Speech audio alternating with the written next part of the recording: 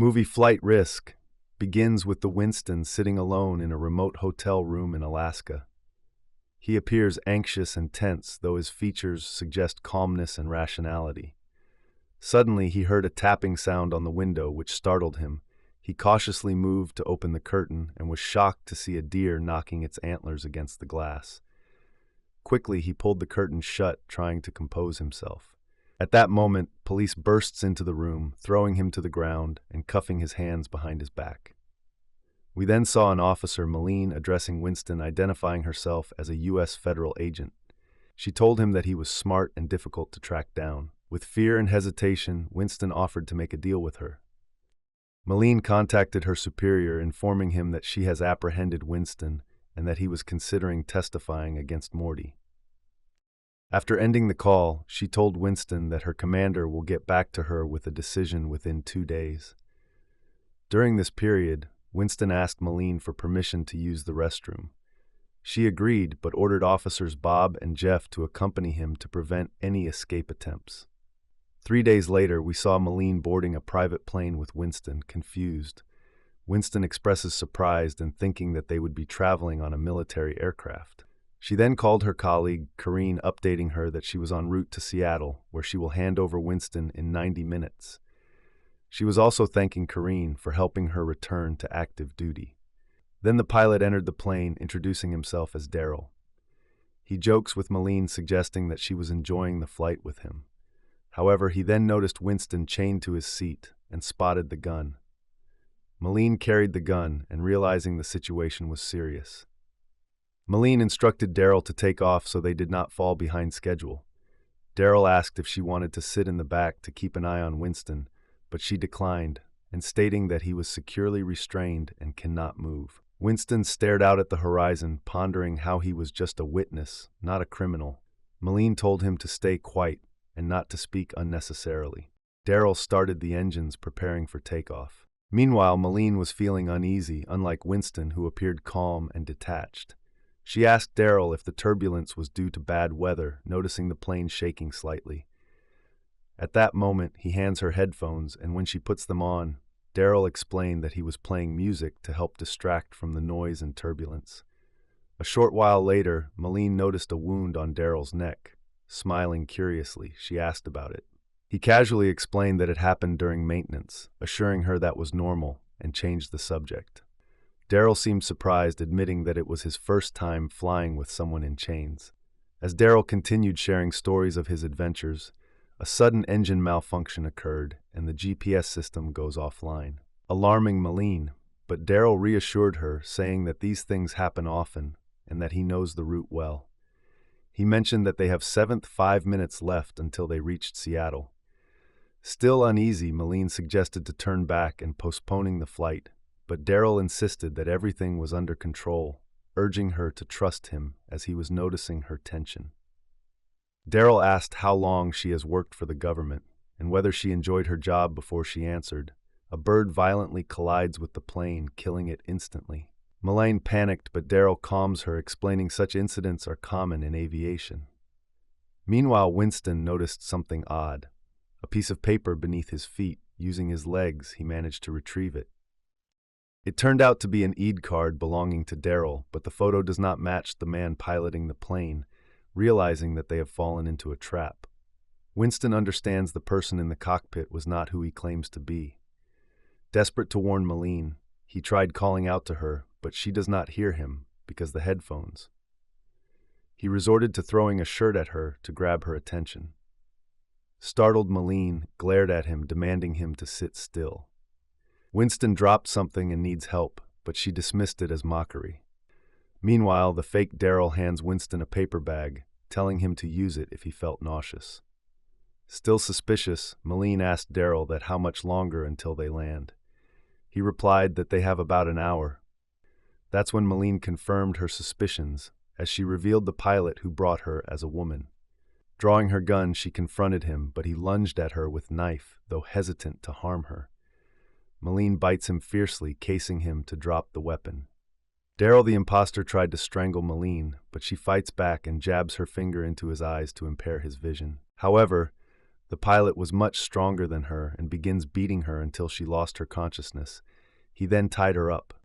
Daryl spoke to Winston, telling that Mr. Morty was extremely angry with him and wanted him dead because he has disappointed him by failing to follow orders.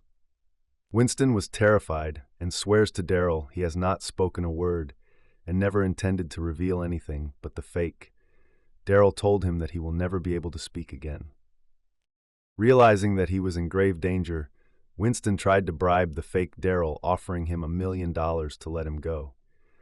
Daryl mocked the offer, asking that if he looked like someone who needs money, then incredulously questioned how Winston could possibly have $1 million ready when he was just an accountant. Winston grows even more fearful, but suddenly Malene regained consciousness and prepared to use the stun gun she had hidden in her pocket. At that moment, the fake Daryl was hitting Winston to silence him, and just as he approached Malene to strangle her again, she lunged at him with a stun gun, causing him to collapse unconscious. They were discovering that the fake pilot was wearing a wig adds to Winston's terror, leaving him gasping for air. Malene tried to calm him down, but at the same time Daryl regained consciousness and attacked her again. She attempted to use the stun gun once more, but he violently pushed her towards the plane's engines, causing the aircraft to veer dangerously, threatening to crash. Malene gathered her strength and pushed the pilot away from her. Winston then begs her to pull the yoke to stabilize the plane before it crashed into the ground. Malene rushed to the pilot's seat and managed to regain control of aircraft despite her hands still being tied. However, this does not reassure her, as she has no idea how to fly a plane. She looked at Winston and asked if he was okay, to which he sarcastically replied that he clearly was not.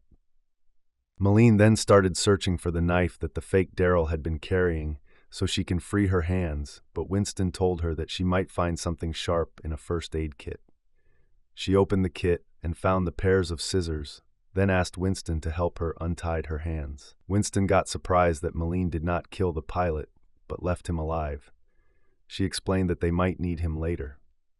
Malene tried to calm him down and suggested they attempt to contact air traffic control via radio, hoping someone will hear them. After a few moments, Winston asked Malene to let him sit beside her to assist her. She smiled at him, then got surprised when he asked how she figured out the pilot was not real Daryl. She showed him a piece of paper with Daryl's real information, pointing out that the fake pilot looked completely different. Malene then tried to activate the radio, and to her relief, someone responded. She ecstatic and start telling the person on the other end that she was abroad, a plane without a functioning pilot, and needed help. The man instructed her to engage the autopilot, which she confirmed was already active. He reassured her that the plane should remain stable as long as the autopilot was engaged, but asked for her altitude and visibility. Malene replied that they were flying at 3,000 feet, prompting the man to warn her that this was too low. Suddenly, the connection cuts off again, and no one can hear her anymore. Winston anxiously asked if the person they spoke to will alert authorities that they were lost. Suddenly, she remembered she has a satellite phone and wondered how she forgot such a crucial detail. She then used the phone to call Caroline, but the connection was poor, making it hard for Caroline to hear her clearly. Malene urged Caroline to focus and explained everything, that one of the Morty's men impersonated the pilot to prevent Winston from testifying and tried to kill her with a knife, but he was now unconscious and restrained. Caroline was deeply worried about them, but Malene reassured her that they were fine for now. Caroline calmed her down, promising to find a pilot to assist them, and showing Winston that she will send protection for his mother, who might also be in danger. Afterwards, the call ended, but suddenly something unexpected happened. The fake Daryl regained consciousness and became furious upon learning they were trying to find another pilot despite his presence. Malene asked how he knew that they would be transferring Winston today, but he ignored the question and continued taunting her, prompting her to threaten him with the gun. He laughed mockingly, pointing out that any bullet could pierce the plane's hull, causing it to crash and killing all of them. Just then, Malene heard a voice over the radio introducing himself as Hassan, a pilot and air traffic controller. Hassan reassured her that he will help her navigate through the crisis safely. He asked for the current altitude and airspeed. Malene informed that the speed was 120 knots. He instructed her to gently move the yoke to the left and pull it slightly toward her as the plane tilted. She followed her instructions, and he asked her to monitor the compass, focused on the direction, and press the autopilot activation button. Feeling relieved and comforted, Malene thanked Hawson for his guidance. A short while later, the fake Daryl tried to free himself, visibly agitated. He glared at Malene and Winston angrily and began singing provocatively to irritate them. Winston asked why he did not kill them from the start and end things quickly. The fake pilot sneered in saying that he did not want to fly alone, and their presence has made the trip more entertaining. Both Winston and Malene felt uneasy about his words, while the pilot seized the opportunity to ask Winston if he was considering returning to their side. He also tried influencing him by saying that he was not kind or merciful like his mother, then asked him to come closer to show him something. Winston ignored him, increasing the pilot's irritation. Meanwhile, received another call from Caroline, who informed her that the military has begun search and rescue operations and that the police found the real pilot Daryl dead in his apartment. Shocking part was that the body was mutilated, eyes gouged out, teeth removed, and fingers cut off, indicating the killer enjoyed torturing him before murdering him. Malene felt enraged and glared sharply at the fake pilot. She asked Caroline who else has access to sensitive information about Winston. Caroline replied that the only people privy to everything about the Winston were the Attorney General and his director. At the same moment, Malene and Winston saw a mountain suddenly appeared in front of them. Malene tried to pull the plane up to avoid collision, but failed. She switched to autopilot, but the plane hits an ice block, causing it to shake violently. After a few moments, Malene and Winston tried to catch their breath after the incident, but the fake pilot took an advantage of the situation, laughing again, clearly enjoying the chaos he has caused. He then asked Malene why she returned to work and why she left him in the first place. Winston was surprised by the question, sensing that there was some hidden meaning behind it. The fake pilot then revealed that Malene was responsible for the last prisoner she guarded.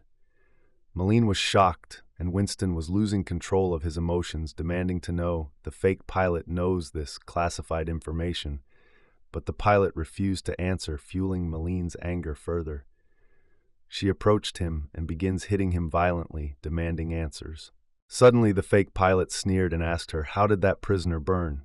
In that moment, shock registers on Malene's face, intense anger, then leaves him and sits back down next to Winston. Meanwhile, the fake Daryl tried to free himself. She decided to call the director's office and asked the secretary Janine to connect her immediately, emphasizing the urgency of the matter. Janine informed her that director was not available, but offered to connect her with his deputy. After a moment, Janine reconnected and managed to get the director Cridge on the line. Malene told Cridge that there were spies in his office working for someone else and voiced her suspicion of Caroline. Malene contacted Hawson, telling him the coast was finally visible. He instructed him to calmly and steadily to the left, following the coastline eastward. Malene carefully followed his instructions, but unfortunately the fake pilot continued his attempts to free himself and close to untying his hands. Suddenly, Malene noticed something shocking and asked Winston about the accounts he used to transfer money while working with Morty, specifically the person receiving $25,000 monthly.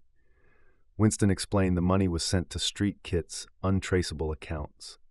However, he recalled that 2 years ago during a hurricane in Florida, payments were delayed for several days.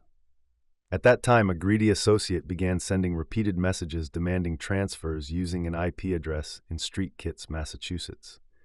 At that moment, Malene called Caroline and revealed that the traitor was Director Cridge, urging her to leave the office immediately. Caroline was stunned by the news, but Malene felt guilty for previously suspecting Caroline and informing Cridge.